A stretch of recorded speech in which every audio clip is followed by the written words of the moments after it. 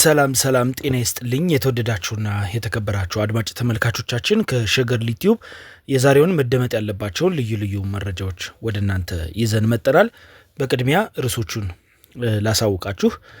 ከፍተኛ ቁጥር ያላቸው የትግራይ ወጣቶች በሰሚነሽ ኪዳነ ምህረት ሲያደርጉት የሚያሳየው የምህላ ጸሎት ብዙሃኑን እያነጋገረ ይገኛል። በምን ጉዳይ ጸሎት አደረጉ ሚለውን እናየዋለን። የምዕራብ ትግራይ ተፈናቃዮች በሱዳን ሲኖሩበት የነበረው መጠለያ በእሳት ተቃጥሎ ሁለት ወንድማማቾች ህይወታቸው ሲያልፍ ከ16 በላይ ቤቶች መቃጠላቸው ሰምተናል። ይህንንም እንነግራችኋለን። ሶስተኛ ቀናትን የያዘው የፋኖ የአንድነት ዘመቻ በክልሉ መጠነ ሰፊ ጥቃቶችን በመሰንዘር ከተማዎችን ጭምር በመቆጣጠር ላይ የሚገኝ ሲሆን የሀገሪቷ መከላከያ ሰራዊት በኮማንድ የታገዘ ጥቃት በመሰንዘር የመከላከልና የማጥቃት ስራ እየሰራ እንደሚገኝ ተገልጿል። በሚያሳዝን ሁኔታ የታጋጅ ቤተሰቦችን የታገተባቸውን ቤተሰብ ለማስለቀቅ የተጠየቁት ገንዘብ ለመክፈል ወደ ልመና መሰማራታቸው እየተነገረ ነው። የት የታገቱት ነበሩ ሚሉትንም ደግሞ እንነግራችኋለን።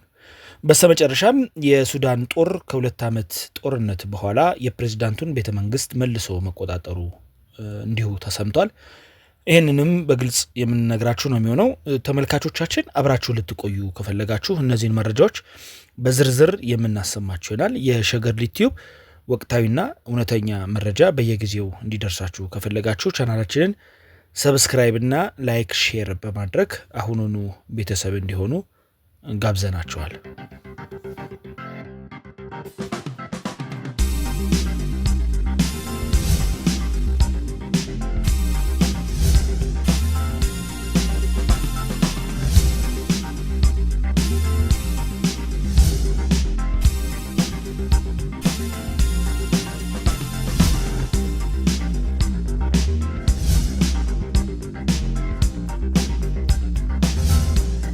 የታጋጅ ቤተሰቦች የታገተባቸውን ቤተሰብ ለማስለቀቅ የተጠየቁትን ገንዘብ ለመክፈል ወደ ልመና መሰማራታቸው እየተነገረ ነው። በሀገራችን ኢትዮጵያ ለውጡን ተከትሎ በመጣው ሀገራዊ አለመረጋጋት በተለያዩ አካባቢዎች የታጠቁ የመንደር ጎረምሶችና ነፃ አውጪ ነን ባዮች እንዲደራጁ መሰረት ጥሎ አልፏል። በዚህ የታጣቂዎች እንቅስቃሴ መሃል በትክክል በተገቢው መንገድ የህዝባቸውን መሰረታዊ ጥያቄ ያነገቡና መንግስት ባመኑበት ዓላማ በትጥቅ ትግል ለመጣል ምርጫው አድርገው ወደ በረሃ የወረዱ እንዳሉ የሚታመን ቢሆንም አንዳንዶች ደግሞ የሽፍትነት ስራ የሚሰሩ የመንደር ጎረምሶች እንዳሉ ሀገር ያወቀው ፀሐይ የሞቀው ጉዳይ ነው ማለት ነው። እነዚህ የመንደር ጎረምሶችና ሽፍቶች ደግሞ በተደጋጋሚ ንጹሐኑን ህዝብ ከአውቶቡስ ላይ በማስወረድ በማፈን ያልተገባ ጥያቄ በመጠየቅ ከቤተሰቡ አቅም በላይ የሆነ ገንዘብ በመጠየቅ ቤተሰብ ክፍያ ካልፈጸመ በግድያ በማስፈራራት ከፍተኛ ጭንቀት እየፈጠሩ ሀገር እያመሱ እንደሆነ ይታወቃል። እንዲሁም ክፍያ ያልፈጸማቸውን ቤተሰብ ደግሞ በአደባባይ ገለው በቤተሰብ ደጅና በር ላይ እየጣሉ እንደነበር የኋላ ታሪካችን የሚናገር ነው የሚሆነው ማለት ነው። እንግዲህ እነዚህ ወደ ልመና የተሰማሩ ቤተሰቦች የት አካባቢ የታፈነባቸውን የተሰማሩት የሚለውን ነው የምንነግራቸው። ባለፈው ሰኞ በቀን 08/07/2017 ዓ.ም ከጠዋቱ 4:30 አካባቢ በኦሮሚያ ክልል ከአዲስ አበባ ወደ ጎጃም ሲጓዝ የነበረ አውቶቡስ በፍቼና ጓሃጽዮን መሃል ባለው የመንገድ ክፍል አሊዶሮ በሚባል ቦታ ላይ በምስሉ ላይ የሚታየውን አውቶቡስ በማስቆም ሙሉ ተሳፋሪና ሹፌር ረዳት በታጠቁ ኃይሎች ታፍነው መወሰዳቸው በተለያዩ ሚዲያዎች ሲዘገብ መዋሉ የሚታወስ ነው። እንግዲህ እነዚህ ታግተው የተወሰዱ ሰዎች ብዛት 56 አካባቢ ሲሆን ከታገቱት ውስጥ የዩኒቨርሲቲ ተማሪዎች ጭምር እንደሚገኙበት ተነግሯል። አሁን ላይ ከታጋጁ ቤተሰቦች እየተሰማ ያለው መረጃ እንደሚነግረን የታጋጅ ቤተሰቦች የተጠየቁትን ገንዘብ ለመክፈል ወደ ልመና የገቡ መኖራቸውን በከፍተኛ ፍርሃትና ጭንቀት ውስጥ እንደሚገኙ እየተነገረ ይገኛል። ቤተሰቦቹ የተጠየቁት ገንዘብ በጣም ከፍተኛ ቁጥር ያለው ገንዘብ በመሆኑ አቅም የሌላቸው ቤተሰቦች ቤተሰቦቻቸውን ለማዳን ወደ ልመና እና ወደ ቀጥታ የሰው ፊት ማየት የገቡበት ሁኔታ ነው ያለው። በዚህ ሂደትና በዚህ አጠቃላይ እንቅስቃሴ ላይ መንግስት እስካሁን ድረስ ምንም ያለው ነገር እንደሌለ ተነግሯል። ሶስተኛ ቀናትን የያዘው የፋኖ የአንድነት ዘመቻ በክልሉ መጠነ ሰፊ ጥቃቶችን በመሰንዘር ከተማዎችን ጭምር በመቆጣጠር ላይ የሚገኝ ሲሆን የሀገሪቱ መከላከያ ሰራዊት በኮማንዶ የታገዘ ጥቃት በመሰንዘር የመከላከልና የማጥቃት ስራ እየሰራ እንደሚገኝ ተነግሯል። በትላንትናው ዕለት የሀገሪቱ ጠቅላይ ሚኒስትር ዶክተር አብይ አህመድ በፓርላማ ቀርበው የአማራ ክልል ተዋጊዎች የጅብ ቆዳን አድርገው እየተዋጉን ነው ብለው ምላሽና ማብራሪያ በመስጠት ትግሉ የትም እንደማይደርስና ድንቁርና ኋላ ቀርነትን ከማበረታታት እንታገልልሃለን የሚሉትን ህዝብ ከመጉዳት ውጪ አንዳች ነገር መፍጠር የሚችል አለመሆኑን ቢገልጹም ክልሉ ግን ከፍተኛ የሆነ ጦርነት እያስተናገደ ውሎ አድሯል። የፋኖ ኃይሎች የአንድነት ዘመቻ በሚል የጀመሩት የማጥቃት እርምጃ ከዳር ዳር የተንቀሳቀሰ ሲሆን ከመከላከያ ጋርም መደበኛና የተደራጀ ጦርነት ውስጥ የተገባ መሆኑን እየተነገረ ይገኛል። በአሁኑ ሰዓት በባህር ዳር በተለይ በመሸንቲን ገርጨጭ አካባቢዎች፣ በደጋዳሞት ፈረስ ቤት፣ ጅጅጋና ቲሊሊ ከተሞች ላይ ከፍተኛ የሆነ በከባድ መሳሪያ የታገዘ ጦርነት የደፈጣ ውጊያዎች እየተፈጸሙ ሲሆን የፋኖ ኃይሎች በሙሉ የማጥቃት ኃይላቸው እርምጃ በመውሰድ በመንግስት ኃይሎች ላይ ከፍተኛ ኪሳራ እያስከተሉ እንደሚገኝ ከስፍራው ያገኘነው መረጃ ይጠቁማል። በማዕከል ጎንደር ቆላ ድባ፣ በደቡብ ጎንደር ብናት፣ በምዕራብ ጎንደር ቋራና ሻውላ አካባቢዎች የተጀመረው የአንድነት ዘመቻ በመቀላቀል ከመከላከያና ከክልሉ የጸጥታ ኃይል ጋር ከፍተኛ የሆነ ጦርነትና የደፈጣ ውጊያ ሲካሄድ መቆየቱ እንዲሁ ተነግሯል። በተመሳሳይ በወሎ ላሊበላ ከተማ ዙሪያም በአንድነት ዘመቻው የተጀመረው ጦርነት ለ2 ቀናት ሲካሄድ ቆይቶ የፋኖ ኃይሎች ለተወሰነ ሰዓታት ከተማውን ተቆጣጥረው የነበረ ሲሆን መልሰው ደግሞ ከተማውን ለቀው መውጣታቸው ተነግሯል። ለምን ከተማውን ለቀው እንደወጡ እስካሁን ድረስ የተገለጸ ነገር የለም። በሰሜን ሸዋን ዞን ኤፍራታ ከተማ ግን የአንድነት ዘመቻው ጦርነት የተካሄደበት ሲሆን በዙሪያው በመከላከያ ኮማንዶ ኃይሎች የታገዘ ከፍተኛ ጦርነቶች የተካሄደበት ቦታ ነው። የመንግስት ኃይሎች ከፍተኛ የማጥቃትና የመከላከል ተግባር በመፈጸም አካባቢውን እየተቆጣጠሩ እንደሚገኝ ከስፍራው የተገኘው መረጃ ይጠቁማል። በአጠቃላይ በክልሉ ከፍተኛ የሆነ ለ3 ቀን ተከታታይነት ያለው የአንድነት ዘመቻ የሚል ስያሜ የተሰጠው ከፍተኛ ጦርነት እየተካሄደና በበረሃዎች አካባቢ ከፍተኛ የሆነ የተኩስ ልውውጥና ከባድ መሳሪያ ልውጦች እየተደረጉ እንዳሉ በስፋት እየተነገረ ነው የሚገኘው።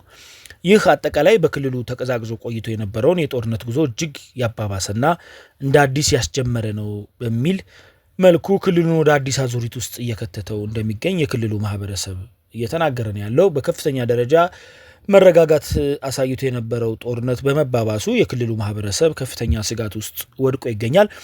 ትምህርት በሰፊው እየተካሄደ እንዳልሆነ በክልሉ እየተነገረ ነው ያለው። ስለዚህ ይህ ጦርነት እጅግ የተባባሰና ከፍተኛ የሆነ ጦርነት እያካሄደ ያለበት ሁኔታ ነው ያለው። ይህ ህዝቡን ለከፍተኛ ስጋት ዳርጎት እንደሚገኝና ህዝቡ በአሁን ሰዓት ከቦታ ቦታ መዘዋወር በስጋት እያደረበት እንደሚገኝ ተገልጿል ማለት ነው። የምዕራብ ትግራይ ተፈናቃዮች በሱዳን ሲኖሩበት የነበረው መጠለያ በእሳት ተቃጥሎ 2 ወንድማማቾች ህይወታቸው ሲያልፍ ከ16 በላይ ቤቶች መቃጠላቸው ተነግሯል። በሱዳን የሚገኘው የስደተኞች ማዕከል ዘጅማ ኡምራ ኩባ ዛሬ ከምሽቱ 7 ሰዓት ላይ በተከሰተ የእሳት አደጋ በሰዎችና በንብረት ላይ ከፍተኛ አደጋ ተከስቶ እንደነበር ተነግሯል። በዚህ የስደተኞች ጣቢያ በተፈጠረው አደጋ ምክንያት ብዙ ቤቶች ወድመዋል። አንድ የ6 ዓመት ልጅና ወንድሙ በአደጋው ህይወታቸው ማለፉ ሲነገር የተወሰኑ ሰዎች ላይ ደግሞ ከባድ ጉዳት መድረሱ ታውቋል። በዚህ የእሳት አደጋ ከቆሰሉ ሰዎች መካከል አንዱ ወደ መካከለኛ ጤና ጣቢያ ቢወሰድም ጉዳቱ አደገኛ በመሆኑ ወደ ሌላ ሆስፒታል ሊዘዋወር ችሏል። በአሁኑ ሰዓት ተገቢውን እርዳታ በየጊዜው የማያገኘው በቂ የሆነ ሕክምናና ክትትል የማይደረግለት ዓለም አቀፍ ትኩረት የተነፈገው የምዕራብ ትግራይ ተፈናቃይ ህዝብ በፍጥነት ወደ መኖሪያው እንዲመለስ ሊሰራበት እንደሚገባ እየተነገረ ነው። ከሀገሩ ተፈናቅሎ ከመኖሪያው ተሰዶ የሚንገላታው ሳያንስ አሁን ደግሞ በሰው ሀገር በእሳት በረሃብ በሕክምና ጦት እየተሰቃየ እንደሚገኝ ተነግሯል። ይህ ሂደት እጅግ አደገኛ በመሆኑ ስደተኛውም ለከፍተኛ ሁኔታ የሚያጋልጥ ስለሆነ ፈጣን ማስተካከያ ተደርጎ ህዝቡ ዘላቂ ሰላሙን የሚያረጋግጥበት ሁኔታ እንዲፈጠር ሊሰራ እንደሚገባ አስተያየት ሰጪዎች ተናግረዋል። ይህ በእንዲህ እንዳለ ከፍተኛ ቁጥር ያላቸው የትግራይ ወጣቶች በሰሚነሽ ኪዳነ ምሕረት ሲያደርጉት የሚያሳየው የምህላ ጸሎት ብዙሃኑን እያነጋገረ ነው የሚገኘው። የትግራይ ጦርነት አብቅቶ የፕሪቶሪያው ስምምነት ከተፈረመ በኋላ ላለፉት 2 ዓመታት በጊዜያዊ አስተዳደሩ ክልሉ እንዲመራ ተደርጎ ከመደበኛና ተከታታይነት ካለው ጦርነት ተላቆ አንጻራዊ ሰላም በመስፈኑ ህዝቡ እፎይታን አግኝቶ ወደ መደበኛ ህይወቱ የተመለሰ ቢሆንም ባለፉት የጊዜያዊ አስተዳደሩ ተግባራቶች ላይ በተፈጠሩ ልዩነቶች በክልሉ ዳግም ውጥረት ነግሶ መቆየቱ የሚታወስ ነው። ይህ ውጥረት ተከትሎ በክልሉ በአብዛኛው ማህበረሰብ ዘንድ ዳግም ጦርነት እንዳይቀሰቀስ የተለያዩ ሀሳቦች ሲሰነዘሩ ቢቆይም በክልሉ በእናቶች የሚዘወተረው ጸሎት ሲፈጸም መቆየቱ በተለያዩ አጋጣሚዎች ዘግበነው እንደነበር ያው የሚታወቅ ሀቅ ነው። የዚህ አይነት መልካም ተማጽኖ ደግሞ ሰሞኑን በሰሚነሽ ኪዳነ ምሕረት ገዳም በትግራይ ወጣቶች ሲፈጸም መታየቱ የብዙሃኑን ቀልብ ስቦ እያነጋገረ ይገኛል። ጦርነቱ በአካል የሚያውቅ አስቀድሞ አብዝቶ ሰላምን እንደሚማጸን የታወቀ ነው። የወጣት ብርቱ ጀግና ወጣት ቢሆንም ዳግም ህዝቡ ወደ ጦርነት እንዳይገባ በሰሚነሽ ኪዳነ ምሕረት ገዳም ጸሎት ማድረጉ አስደሳችና ጦርነትን ምን ያህል የሚጸየፍ መሆኑን አመላካሽ ነው ተብሎ እየተነገረ ይገኛል። እንግዲህ እነዚህ ወጣቶች ያደረጉት ጸሎት ምን አይነት ነው የሚለውን ነገር ልጋብዛችሁና ወደ መጨረሻው ዜላዬ ወይም መረጃዬ አልፋለሁ።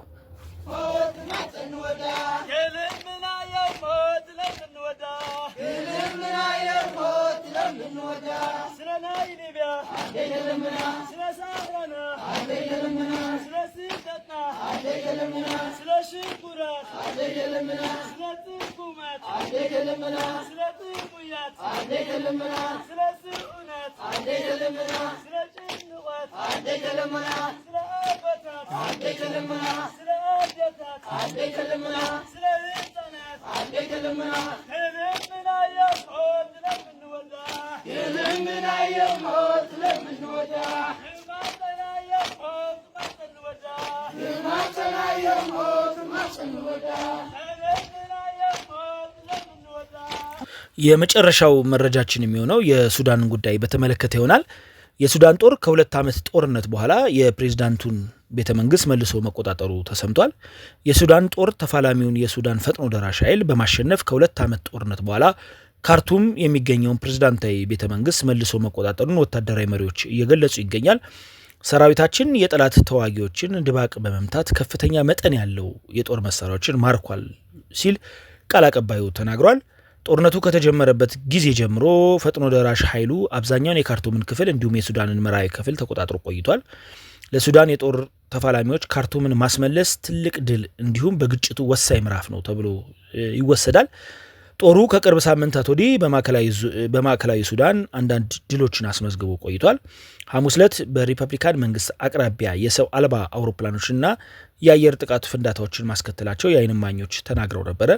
የፈጥኖ ደራሽ ኃይሉ አዛዥ መሐመድ ሐምዳን ደጋሎ ሄሚቲ ቅዳሜ ዕለት በቪዲዮ ባስተላለፉት መልእክት በሰራዊታቸው ቁጥጥር ስር የነበሩትን የፕሬዝዳንታዊ ቤተ መንግስትና አካባቢውን ለመከላከል ቃል ገብተው የነበረ ቢሆንም በተለያዩ የሰሜን ከተሞች ተጨማሪ ጥቃቶች ሊኖሩ እንደሚችሉ አስጠንቅቀው ነበር። ተፋላሚዎች ኃይሎች ስትራቴጂካዊ ቦታዎችን ለመቆጣጠር በሚል በውጊያው እንቀጥላለን ማለታቸውን ተከትሎ በርካታ የሰላም ጥረቶች ፍሬ ሊያፈሩ ፈጽሞ አልቻሉም።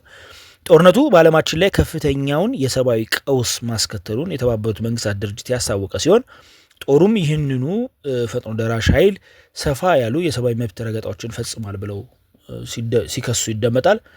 ዞሮ ዞሮ በአሁኑ ሰዓት ግን የሱዳኑ ጦር ካርቱም በመግባት የፕሬዝዳንቱን መቀመጫ በቁጥጥር ስር መዋሉን ማረጋገጫ ሰጥቷል።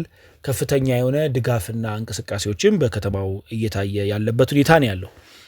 ይህ የሸገር ሊቲዩብ ነው። የተወደዳችሁ ተመልካቾቻችን ዛሬ ወደ እናንተ ይዘንላችሁ የመጣ ነው መረጃ እነዚህን ይመስሉ ነበር። የሸገር ሊቲዩብ መርጣችሁ አብራችሁን ስለቆያችሁ እያመሰገንን በሌሎች ወቅታዊ መረጃዎች እስክንመለስ ድረስ ቸር ቆዩ።